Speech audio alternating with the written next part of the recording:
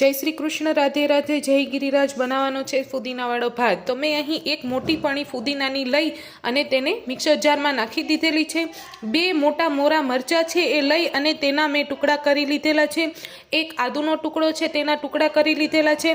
એક તજનો ટુકડો અને 4 નંગ લવિંગના લઈ લીધેલા છે। અડધું લીંબુ લઈ લીધેલું છે અને એક વાટકો મેં ચોખા છે અહીં પલાળી દીધેલા છે। હવે આપણે તેને મરચું અને આદુ તેમજ તજ લવિંગ ફુદીનામાં નાખી મિક્સ કરી અને મિક્સર જારમાં પીસી લઈશું।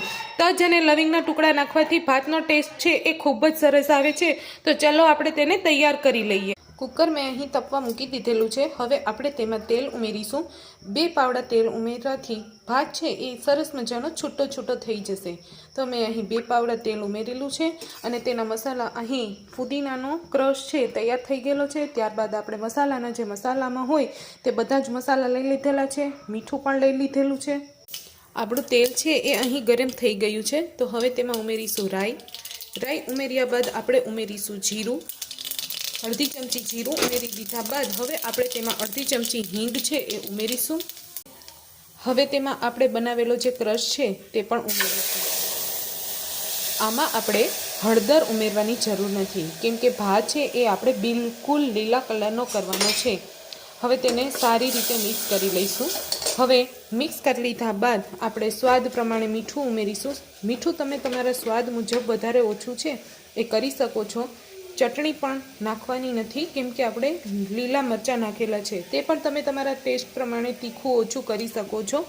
અને ત્યારબાદ આપણે તેમાં 1 ગ્લાસ પાણી છે એ ભાતમાં નાખેલું છે અને બીજો ગ્લાસ છે એ અહીં ઉમેરી દીધેલો છે। 2 ગ્લાસ પાણી, એક વાટકામાં મેં અહીં 2 ગ્લાસ પાણી લીધેલું છે।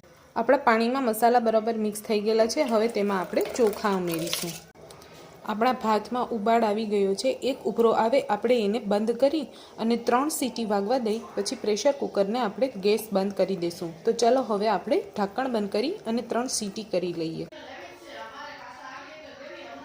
જોઈ શકો છો તમે અહીં આપણો ફુદીનાવાળો ભાત છે તે બની અને રેડો થઈ ગયો છે।